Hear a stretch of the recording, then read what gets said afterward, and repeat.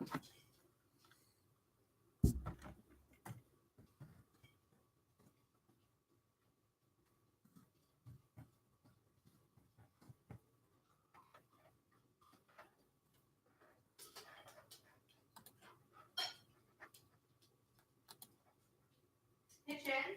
get down. Kitchens, please get down.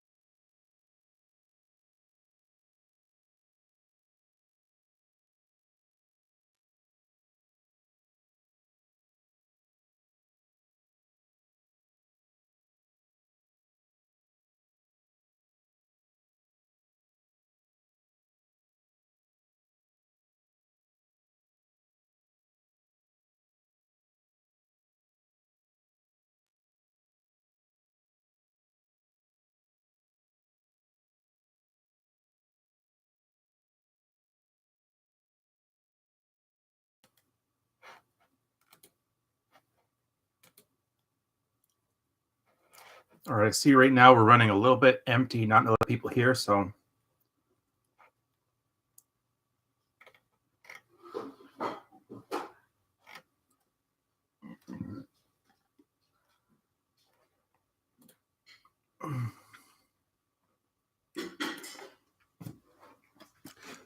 that's fine. I'm going to give it another minute and a half, and then I'm just going to get started. I'll do it solo if I have to. You guys are always going to have access on ryanstone.com/private. Password is in your Patreon rewards.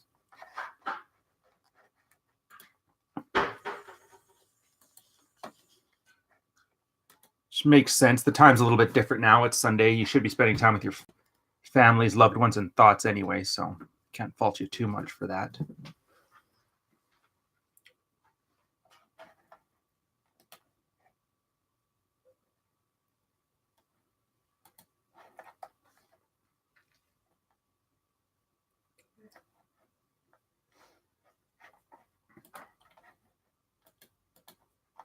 Quick voice check and we'll get started.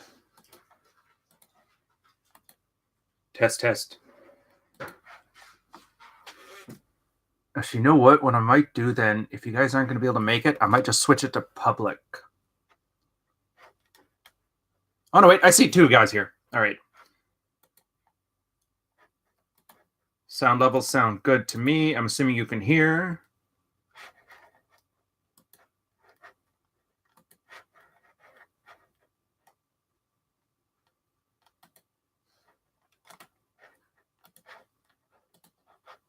Pulling up one last link, which I'm going to need for what we're going to talk about here.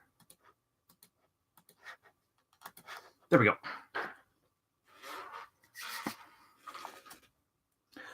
All right, everybody, welcome to Red Man Recap. I think this is episode 3, possibly 4. Oh. One sec, I got to open the window in another window. I just realized I can't see your chats. All right, there we go.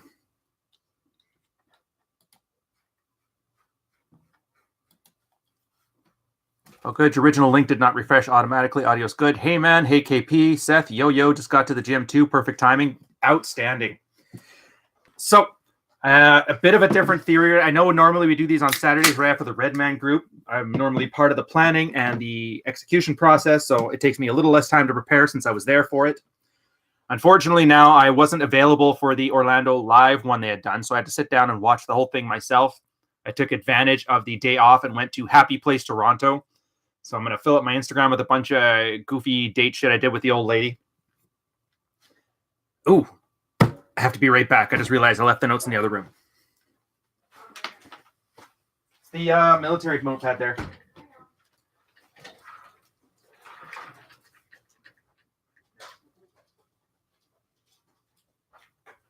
Just them, babe. Just them.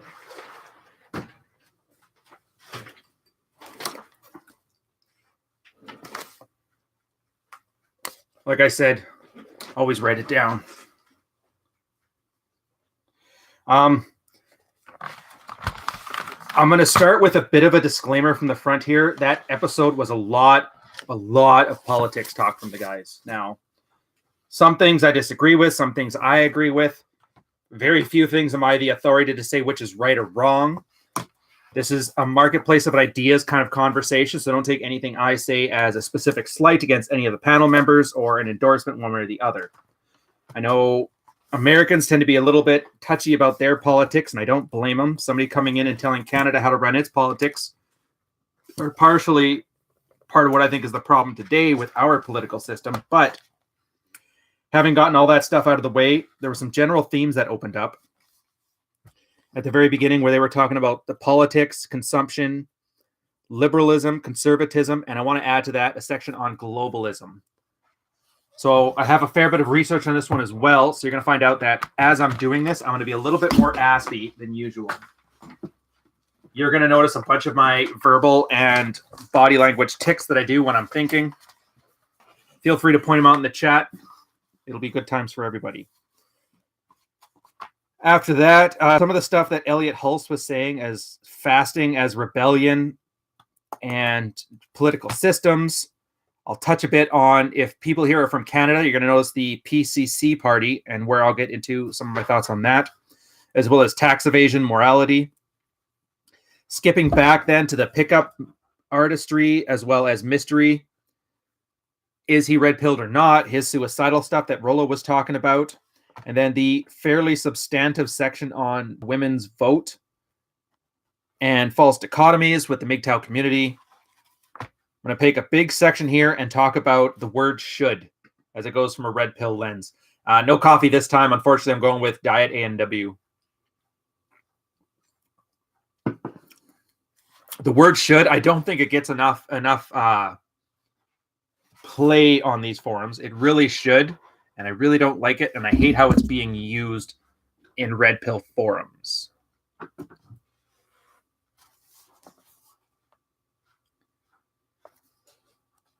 After the should section, a talk about how there's the liberal democratic and the Republican conservative, who's at fault. I'm going to use the frame of reference as a drug addict to kind of illustrate what the issue is there as best I can. Then the section on new political parties and systemic issues. Getting laid, is it or is it not red pill? Self-actualization, a dark triad, and the benevolent dictator.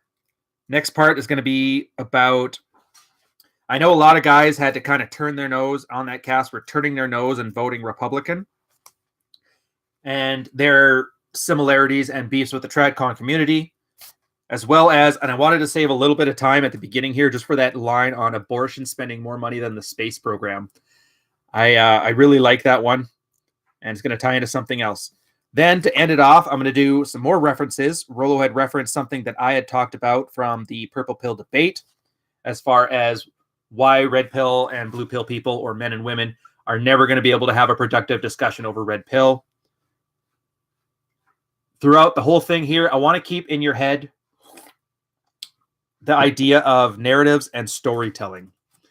If you take nothing else from this, take the point that here, you guys are going to see my storage here because I just want to get a little better angle on this thing. People think in stories, we don't think in data. And as I'm talking about all these, you're going to get through your head the idea that a lot of the stuff that we talk about, a lot of stuff that the guys talked about this week, it's not so much whether it's true or it's false. It's, is the narrative consistent? And this is how a lot of people process the world. So it's going to come in very handy, especially as I'm talking. You can kind of see the points that I'm coming from and where you disagree and why. You're going to start seeing what they call deep narratives forming. A deep narrative, consider a deep narrative for a story. In this case, let's use Lord of the Rings because it's such a good one. The deep narrative was Tolkien being a linguist, creating his own languages, and he used this as a funny little project to create languages. And the whole Lord of the Realms thing was based on that, and it built from that. So his linguistic training would have been the deep narrative. In your own life, that's kind of Christian fundamentalist. That would be a deep narrative, and that kind of underlies all the various different narratives you use to anchor the decisions in your life. First things first, consumption. I think Elliot had a great point on that about consumption. I talked about that briefly in my retort to the Razor ad that shall not be named. Obviously, I can't name it because I don't like the idea of being product placement, free product placement for the companies that I don't like their messages from. Intermittent fasting being the new punk, which I think he thinks about it a little bit too noble more than me. I find a lot of the problems with red pilled men is, especially once they get like a baseline level of red pilling down, you got your workout game on check, you got your frame, you're fairly aloof, you got attractive behaviors. People start looking for what's the next level. And that's when they start talking with their head in the clouds and they start thinking, how can I shape society the way I want to? How can I control this? How can I control that? And it's very antithetical to the idea of red pill, which it's not learning how to change the world. It's not learning how to change things to be a better fit for your sensibilities. It's about navigating the world as it is. Now, these things are above us. And this is where I talk about globalism. I'm going to put it into the chat. Bear with me here. I have to grab it.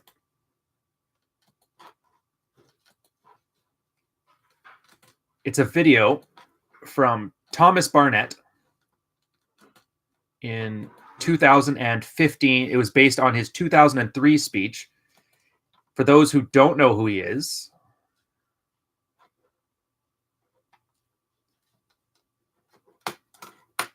he is a military strategic analysis, or I'm not even sure what the title is. He's basically one of those globalism think tank types for the various governments. And right now he works for a crowdsourced, how does he put it? A crowdsourced strategic think tank out of Israel. He's a very switched on guy. There we go. There's the share link. All right. I'll put it in the chat. It's one of those longer things, and I hate to be one of those guys that's like, dude, watch this video. It's an hour long, and it talks about the conspiracy with the juice. There we go. Come on, post in the damn chat. You'll have to forgive. I've got about 8 windows opened up right now to get this thing working. There she is. And the way he defines globalism, I find, is the best way to have it defined lately. And I want to mention this specifically, even though a lot of their conversations were based on conservative versus liberal. Globalism is kind of the deep narrative when it comes to politics. And is based on the idea of the 5 major flows. The first one is the flow of labor, the flow of capital, the flow of water, flow of security, and what was the 5th? Labor, capital, security, water. And water encompasses food as well. Oh, energy. Now, if you're going to see, and the whole point of globalism is to essentially integrate the rest of the world into this one major global process. It's politically agnostic. It's gender neutral. Short Fat Otaku, I don't know if you follow his channel. He's kind of a fat gamer guy from Ontario. I kind of liked him because of his nice videos of what's wrong with Trudeau. He did a great post on the reason MasterCard is blocking Sargon of Akkad, and he kind of touches on this. So if you haven't seen his yet, I don't have a link for it here, but I'm sure it's easy to find. He goes over that as well. So the flow of energy is easy. That's when you think of American oil interests. It's not so much that America wants the oil; they want to have it tied to the US dollar. So we kind of already know that. I'm not going to get into that stuff right there. The flow of water and food, that is going to where global warming tucks in, where essentially Russia and Canada are well positioned when global warming, if it were to increase the planet by a few degrees, because all of a sudden our Arctic tundra land becomes the main farmland, which for right now it's the States, Southern Europe, and most of the Mediterranean areas there. The flow of labor is the one you're seeing applied now, and that's where the UN Migrant Compact came into play. The idea here is they want no borders for labor, that you should be able to take the cheapest labor and put it exactly where you want it for the best tax incentive. And it's a very solid globalist strategy if you're a multinational type corporation. It essentially lets you have everything you want. You can have the cheapest labor, the best working conditions, and the strongest regulations in place from a government at the first world. So that way you don't have to deal with a lot of the corruption in that, which really helps with the bottom line. And if you're going to see, this is where I'm going to talk into later how this can be a good thing. And Rollo touched on it, but I don't think he made the connection. But we'll put that aside for now. There's the link in there. You're welcome to view it. And a lot of guys are talking about the moral thing to do as a countryman. And then you got to think about that. It's as from a master and slave standpoint. Fuck, it really sounds like I'm rambling here. But consider Apple, how they have something like $1 trillion hidden away right now in Ireland because they don't want to pay American taxes for their shareholders. It really makes it hard to believe the pro and anti-American stance when essentially anybody who's in a position of power in the States, the best examples of American capitalism are like what, McDonald's and Apple. None of them have their money here. They're playing by a different set of rules. So the most American things aren't really American if you consider that from a standpoint of we take care of our own. So it really kind of lets you know the ground rules, that you can't really be beholden to your nation state and not expect this kind of fleecing, I guess, for lack of a better word.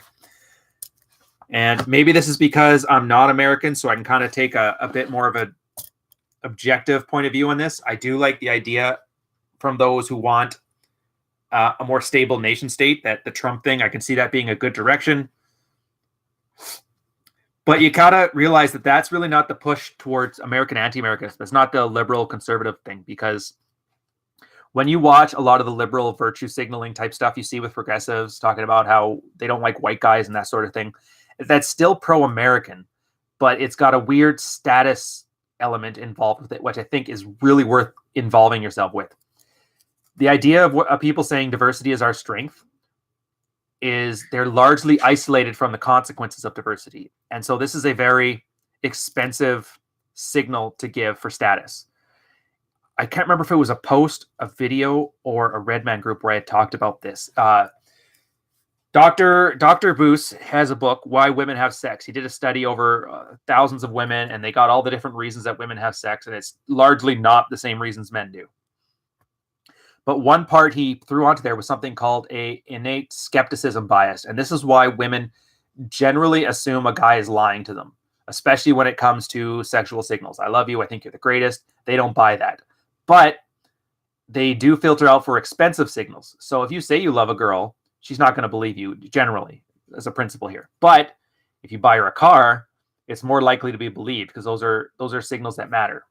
Same thing like commitment. This is why commitment is so valued, because you're basically paying for your access to her with the expensive signal of putting aside your sexual strategy. So now when you think of this along those lines, and and they're right where they talk about how the current democracy or Democratic Party is kind of aligned more with feminine interests, and the normal conservative party is, I don't even want to say masculine interest, but for the sake of this, we'll just go with that. It starts to make more sense. When you're from a feminine perspective and you want to signal status, you're going to use expensive signals. Now, what could be more expensive than essentially importing the third world into your neighborhood? But the thing about those signals is that you're not going to make those if it actually harms you. You're going to make them if they're not harming you. And that's why you're going to see people that are from major metropolitan areas, living in fairly affluent gated community type situations. Those are the ones that are going to be the most apt to talk about, yeah, Syrian refugees need to come over. Yeah, sure, they're completely opposite of what you would expect from the values that we have here, but diversity is our strength. And that's a great little signal there for status.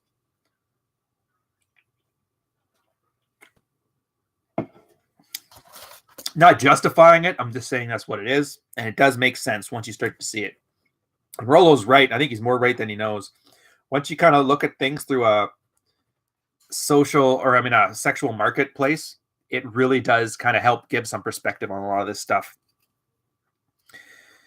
I'm going to skip past. Next topic here is mystery, where he was talking about how getting laid is an alpha. I think it was Rollo that was talking about that. Getting laid is an alpha. Mystery was kind of suicidal and depressed. Sure, he was really good at sleeping with women. Did he really didn't know how to deal with them from a psychological standpoint? I will never shit on the pickup artists for their failures in life now. And that goes for Neil Strauss, that goes for Mystery. Anything I may have negative to say about RSD and their little group there, I still at the same time acknowledge they're the young and the fuck is that guy? The other psychologist. Anybody remember in the chat who the second guy was? The cigar is just a cigar, everything is about your mom and that shit. Sigmund Freud, that's the one. They're kind of like that. So if you were to look at standard pickup artist stuff today, outside of just the day game or night game, it looks really crude and really rudimentary, and it's missing a lot of principles, but it really did lay the groundwork for where we are now. They essentially applied the scientific method, that tinkerer's attitude towards sexual dynamics, and without that in place, we wouldn't have gotten to the level we're at now. And from there, it got to, let's say, Rollo, where he combined it with Evo Psych to give it a little bit better of a deep narrative to it. And then he gave it to what I call like third generation guys. That would be guys like me, Bogey D6, a lot of the Red Pill guys you see on Twitter, on Reddit, like Whisper, Red Pill School, PK Atheists. And they're taking these first two steps and they're applying it on practical levels and then seeing how it works out in their lives. And then we can switch things out. So that's another thing. I remember I got an email once from some guy. He was actually very irritated that Rollo never gives practical advice and he just gives prognosis and he just puts the setting out there, but he doesn't tell you what should happen in the story. And I can't really fault him for that because I totally get it. That's his space in this, is that he's able to see things where they are. It's up to everybody else to kind of apply them and add some practical knowledge to it. So luckily for that guy who did the email, that's for me here. I won't name you here, but so I wouldn't worry about that too much. And it's something else to consider when you watch your favorite red pill personalities on whatever social media platform that you're on, whether it be YouTube and that. You'll especially see it once there's any kind of Twitter beef and people are getting mad at each other for whatever reason. You're going to see paper alphas and you're going to see normal alphas and you're going to see I hate to use the term, but what you would call beta males, even among the red pill community. And that's fine. Like I said, it's guys swapping notes. And we can't put our cognitive biases away. We can't put our emotions away. As much as we like saying we're the stoic gender of them all, we're still just as emotional. So even when, let's say, for example, Illimitable Man and I were having our beef, or Gay Lube Oil and I were having our beef on the red pill on Reddit, even then it was still like he's giving me his narcissistic rage, and I'm just responding back like, look, it's been 2 years, keep writing. Or Gay Lube Oil, he's gone completely mystic, talking young, talking. And he brings up some good points, but my point is just he's not very, I don't find him very, actually, no, it's not even a good way to say it. I would say if he was more persuasive, I think it would be a lot larger of a force than he is right now. And I really do hope that he gets there. Granted, I was 25 once too, so I was the same way where I was all piss and vinegar. So can't really fault somebody for doing things the same way I was doing and slightly better from my age. So, all right. Next topic is going to be, all right, I want to put this one to rest now. I hate discussing this. I know for a fact if I ever end up on some Jordan Peterson interview circuit, that this is going to come up again, the taking away the woman's vote and false dichotomy section. I fucking hate this. Every MGTOW who talks about if you just take away the women's vote, everything would be better. No. Even if you're right, like, stop wasting your time thinking about that. Yeah, if I murdered every other guy on the planet, I'd be the hottest guy alive. Is that going to happen, though? No. And Rollo even says as much. Like, it's not going to happen, so stop daydreaming about it. Nobody is going to willingly give up their power. It has to be taken by force. And we're a civilized society, and we've decided early on that we're not going to use force to take things like that away. We made that decision. We got to live with it. And that's the whole point of the red pill. And it's going to top into here about false. So the false dichotomy is things are going to go to hell in a handbasket, or women are going to lose their vote. That's not the question that red pill is designed to answer. It's never been asked. It's never been answered. And I don't think we're capable of doing it. Especially not, it doesn't even matter. Let's say tomorrow, the Red Band Group has 1 million subscribers. Still never going to be in a position where it's even close to make any changes on this. The whole point of the red pill is to learn how to navigate. You're going to learn the rule set. You're going to learn, okay, so these are, like I said before, this is what if you're American, this is what the Democratic Party is going to do. And this is how you get status within that organization. From the conservative organization, this is how you get it there. And this is what to watch out for. And you navigate your most successful path. I don't think there is a single political or nation state system today or in the past where it was impossible to thrive. Even Stalinist Russia, there was rich people in Stalinist Russia. If you can survive and thrive in Stalinist Russia, you can survive and thrive with your iPhone, your iPad, and the poor bastard KKK Outfit mega hat. Like, fuck, man, get over it. So that's why there's a false dichotomy. And I don't even like the conversations. Well, I do like having the political conversations. Like, I'm from a rural town. I was raised on a ranch. I'm very used to having a bunch of farmers sitting at a kitchen table talking politics. It's probably one of the oldest North American traditions there is. But a new political party is not going to change things. If you think about it, don't want to burp in the mic, excuse me. If you think about it, the political parties that we had now were all built from that same level of freedom from tyranny. The Americans did their revolution and they created their party, and it was anti-British colonial rule.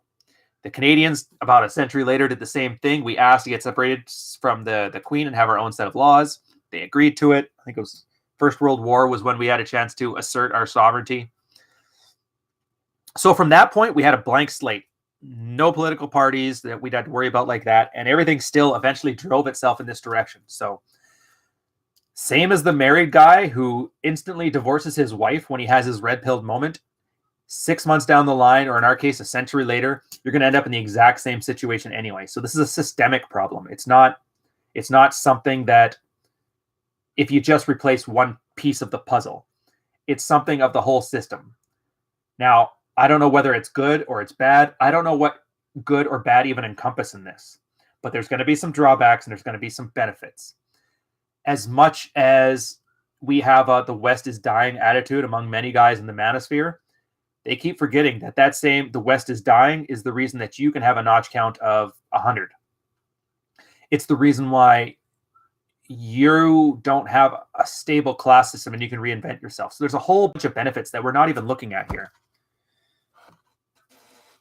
And that is where, if you get into this whole moral should, is where you run into problems. Because once you start getting into should, you stop looking at the bigger picture and seeing how you can thrive within a system as it is. And that's the next topic. Should. Should. Wish in one hand, shit in the other, see what fills up first. That's my thought on it. I cannot stand should. I find my wife should be this. My girl should be that. Tinder should be that. Should is as much a statement of powerlessness as ultimatums are a statement of powerlessness. Should is your way of saying, my life would be easier if this thing was the way I want it to be. It's a big if. And if you have to say should, it's not going to happen. So the minute, and I want you guys to take this, if you can take anything I have as prescriptive, take this. Once you start talking about any type of problem, obstacle, solution, situation in your life, and you start using the words should, well, things should, stop yourself right there and realize what you're doing. Take a step back, revisit it, and start analyzing where your narratives are going wrong. Because I guarantee you, if you're part of the feminism is cancer crowd, realize that feminist freedom of restriction from sex is the reason that you don't have to marry a girl in order to have sex and then work 80 hours a week in a coal factory. I'm not saying they're getting credit for it. I'm just saying they've set out a different set of ground rules, and there's a lot of benefits to them that you can take advantage of. God, it really sounded like I was like pro-feminism there for a minute. Fuck that. All right. Then next section is fault. Who's at fault? And I'm going to reference a drug dealer here. So you think about the guy who's hooked on cocaine and he gets arrested after stealing a VCR from his mom or whatever. Whose fault is it? You're going to catch some guys who are like, it's the guy's fault. If you do drugs, that's your responsibility. You're going to get some other people that are like, well, it's society's fault because they caused the 2008 financial crash. And then that made him lose his job. And then there was no mental health services in place, which basically said he had no other options but to do cocaine at that point. People are malleable in that certain way. If you set the incentive structure a certain way or set up desperation, they're going to follow that path more often than not. They're both right. So take that from an outsider standpoint towards conservatism and liberalism. Liberalism is the pushing of boundaries. In this case, individual liberty. So you had back in the days during the Whigs, there was the monarchists versus the Republicans. And that was, we don't need an aristocracy to rule ourselves. We're going to break it down where we can rule ourselves by presidents and democratic vote. You take, and at the time, conservatives were the aristocrats. But then we got a republic. Then conservatives became Republicans. And the liberals became Democrats. And they say, yeah, we don't one man, one vote, as opposed to Republicans, which are like, no, landowners should be the only ones to vote. And then that gets pushed back. And then all of a sudden, democracy is kind of the thing. And now conservatism is democracy. And you can see this now. So the point I'm making is liberal is about pushing boundaries. It's a little liberal, I guess. Pushing the boundaries to all the way down to the individual. And conservative is just maintaining a status quo. So if you think conservatism is an answer or a solution, it's not. Can't think of a better example than this, than just go back to the 1990s. Do you remember when every conservative on TV was anti-gay? They hated the gays. They thought, get them off, don't let them vote, don't let them join the military, none of that stuff. All of a sudden, you look back today, and Milo Yiannopoulos is getting his dick sucked by every evangelical conservative around. So conservatism isn't, it's not a philosophy, it's not really a movement, it's just about status quo, not changing. But here's the problem with that then.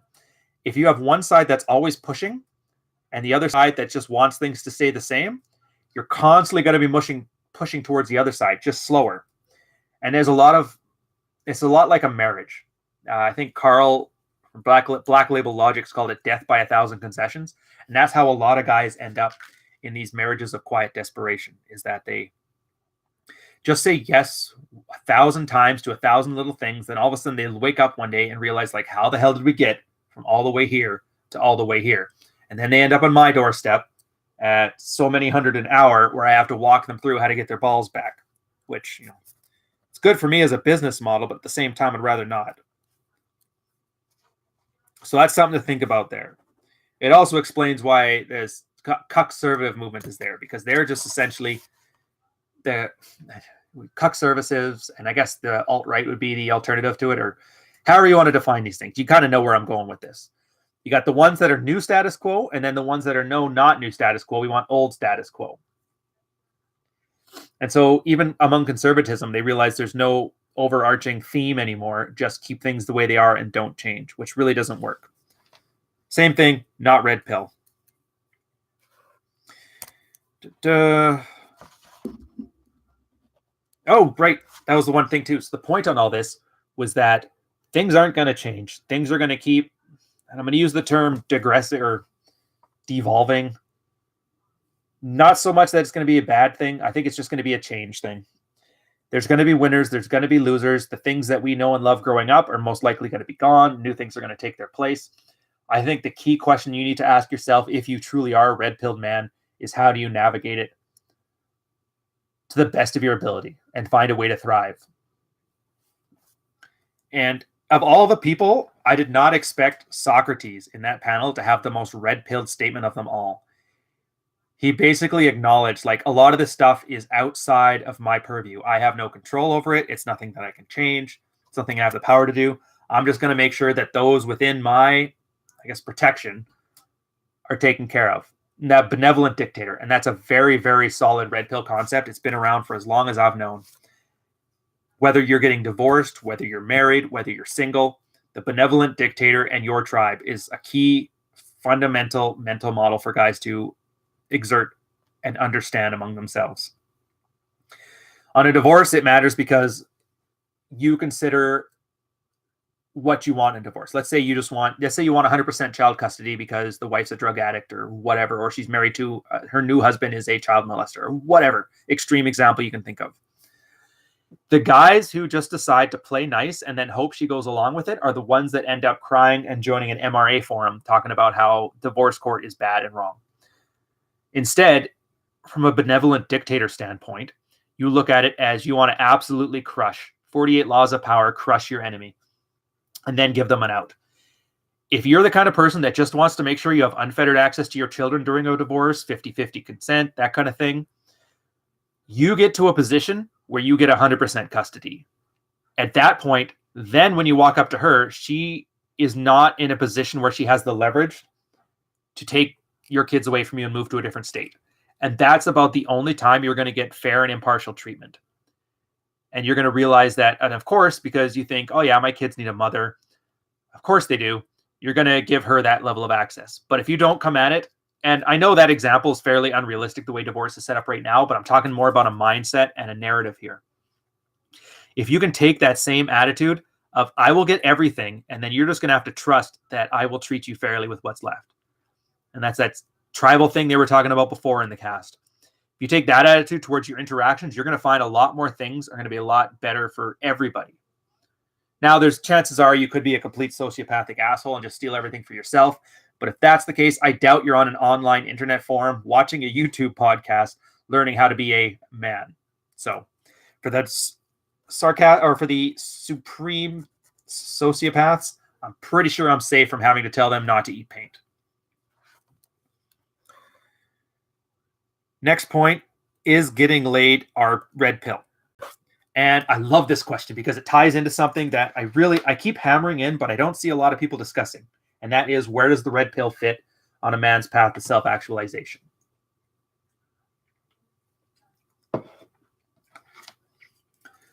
So red pill isn't much about, if you guys know, there's something called the Maslow's hierarchy. And the idea is we have certain sets of needs that all build upon each other. The first one is safety need. That's don't get stabbed, make sure you have food, water, shelter, that sort of thing. Modern society's basically handled that for us. The second one is the safety net, where that you don't have to think from day to day. You could actually have some forward future term planning. And that's where a lot of like business, social safety nets, CPP, all those different programs are in place. That's largely handled. The third one is where modern man kind of begins, and that's belongingness. And that's, I think, the key part where the red pill comes into play in a man's life. If you've been zeroed out, you completely lose that sense of belongingness. And that's why a lot of guys end up on the red pill through trauma, to fill that third level of their self-actualization pyramid. So if you don't have a lot of female comfort, and there's something inherent in a man, and I go over this in my essay, Sex and Violence, the two non-fungible measures of masculinity. There's something about female contact in a man that if you aren't getting it, it's psychologically damaging. At the same time, not having male camaraderie is the opposite gender's version of that. And so it's how to navigate sexual strategy and positive male models where they don't exist in modern day. So we deal with that. Here's where we get into problems when you try to make it more than it is. I haven't seen it. Oh, there we go. Are these expectations when running dread levels create an expectation of rules rule of 7? No, KP, I'll get to that in a sec. I'll just finish this quick point. So once you start getting this belongingness, you get your notch count to 50, 60, 70, whatever your number is, until you realize you've had enough sex that you don't think about sex all the time. You have a good group of men. You have your shit generally on lock, and that's when you start getting to higher levels. And this is where red pill can't really help you. And this is where guys talk about changing the world. And for most of people in the red pill, they're not there yet, nor do they want to be. Those things are individual actions. So I would say be wary when people talk about red pill and they go past the belongingness stage of a self-actualization hierarchy. Having said that, my favorite conversations among the more veteran members of red pill when they start reaching those levels where they go to the self-actualization stage, especially if they don't start getting into like ethno-state or Carl Jung mysticism type realms. I find those ones are just kind of grasping at straws. I like the guys who are a little more practical at it. It's a big shout out, by the way, to one of my favorite red pill moderators. He joined the same time I did. We were starting our maps at the same time. I fucking love the guy, Bogey D6. If you're ever on the Married Red Pill forums, tell him I said hi, and hope he enjoys his new job. So I'm going to skip off the topics right now and deal with something KP has just said here. Are there expectations when running dread? Okay, this is something, did I talk about it? I know I talked about it on one of these podcasts. A lot, and I'd say most red pill concepts, they aren't science. They're not mathematically flawless. They're heuristics and they're mental models. Exceptions, not expectations. There's always exceptions.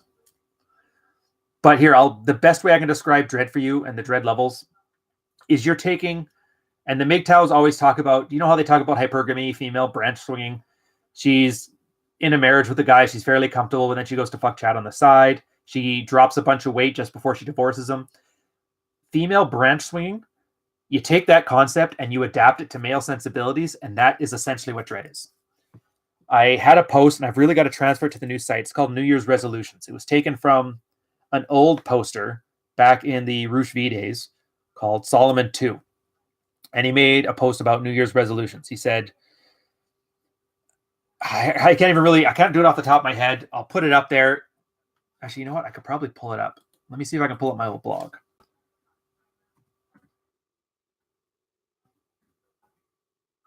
I'll throw a link in the chat here.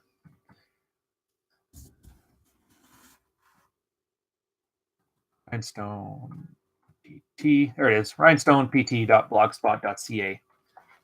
Aren't we fancy with our little blogspot one? So I'm getting to it, KP. It's going to take me a little bit longer here. New Year's resolutions.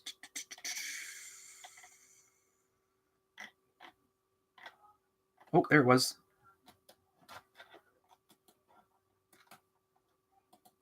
New Year's resolutions. This is why Dread is just female branch swinging for male audiences. And I'll read the little quote I took from it. So there is no future in being a better man, so I will work hard to become a better woman. I will give myself free rein to do whatever I want, whenever I want, and I will do it with impunity. I will demand the best for myself because I deserve it, and shame those who do not immediately offer it. I will be faithful to my partner when it suits me, and adventurous when it doesn't. I will be bad and demand nothing good in return. I want it all, and I wanted you to give it to me right now. I will find power and self-confidence by being sexually promiscuous while ignoring the fact that I'm not accomplishing anything your average chimp at the zoo has not. I will demand that you accept, embrace, and celebrate my actions because I am being true to my exceptionally unique self. I will righteously criticize those who engage in the exact same behavior I do because, unlike them, I do it with style. And more importantly, if my Sex and the City lifestyle doesn't pan out, I will blame it on whoever or whatever is closest to me. If you look past the obvious satire in that one, it was a watershed moment for me, and that's where I started to realize a lot of this red pill stuff is really female strategies adopted for male audiences. They're a much more Machiavellian gender, and what can I say? If you can't beat them, join them.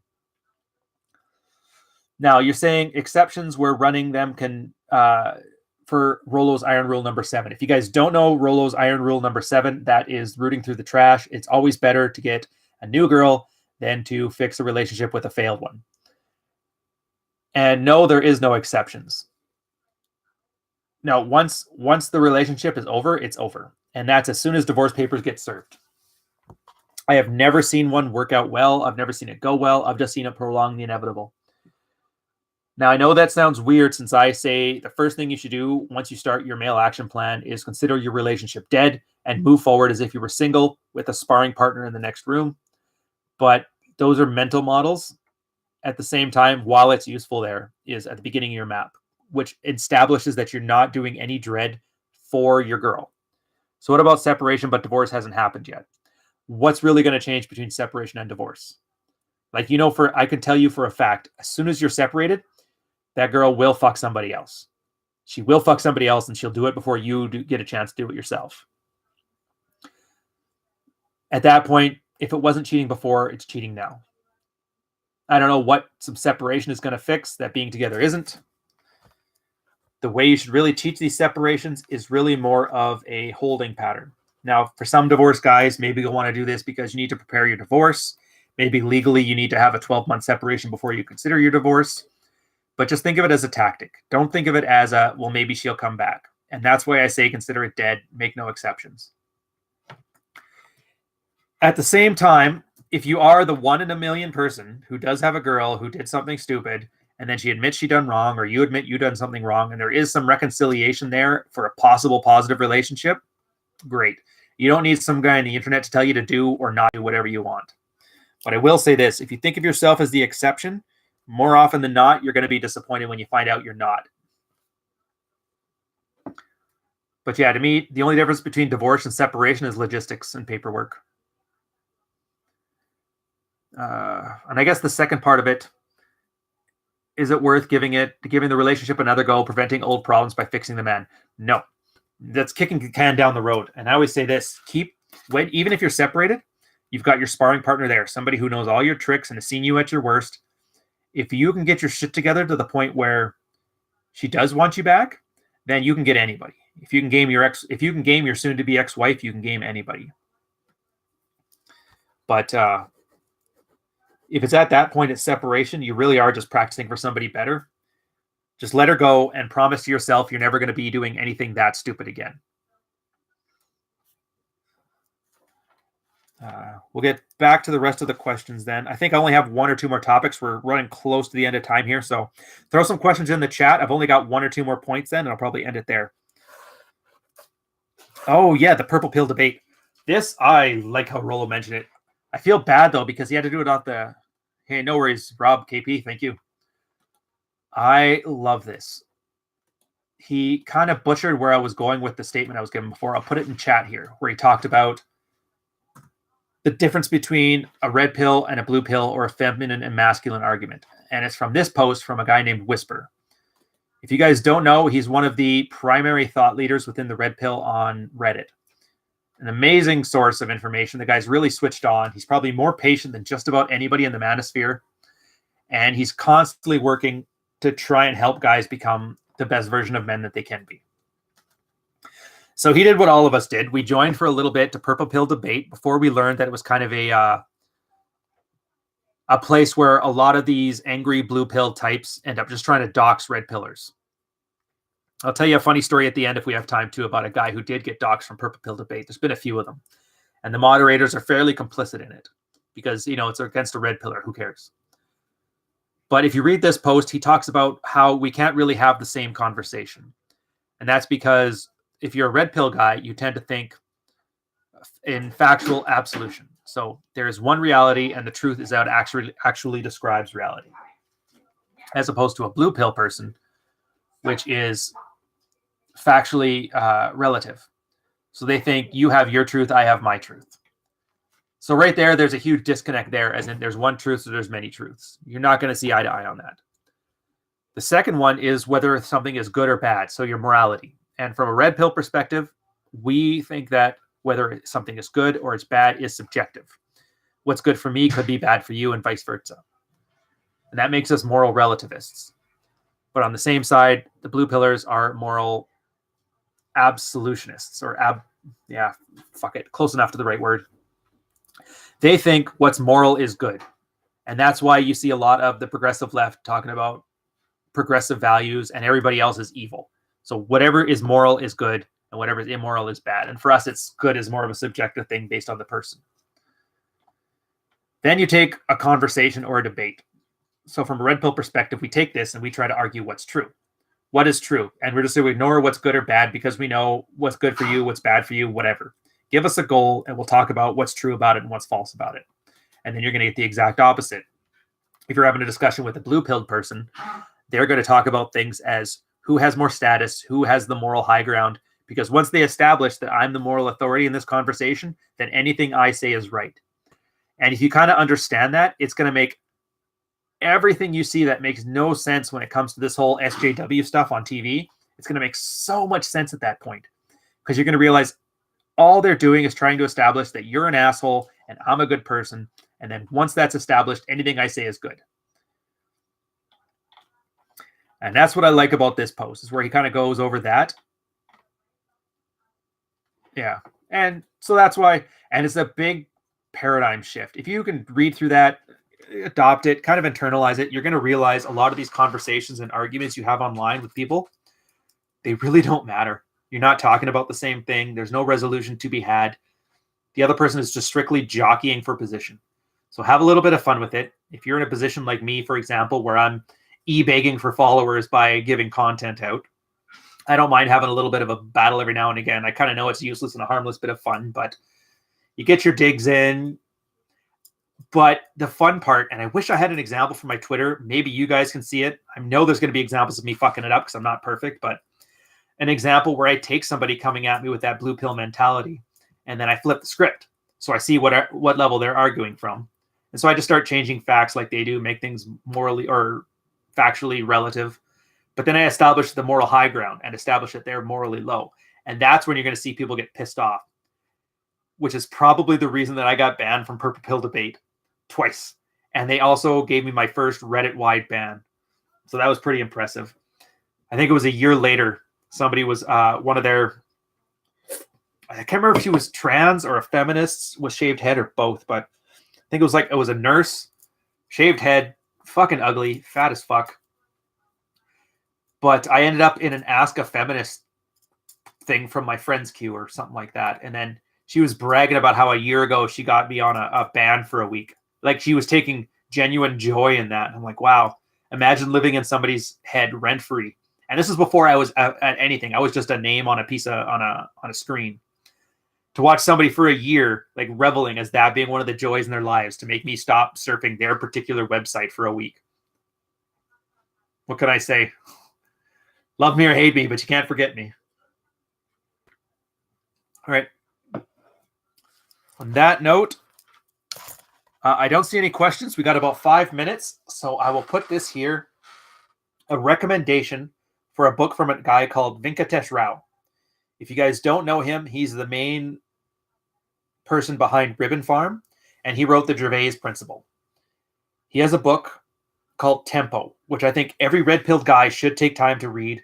You're going to have to read it twice at least or 3 times because he changes his cadence and his tone in it multiple times between academic and blue collar military.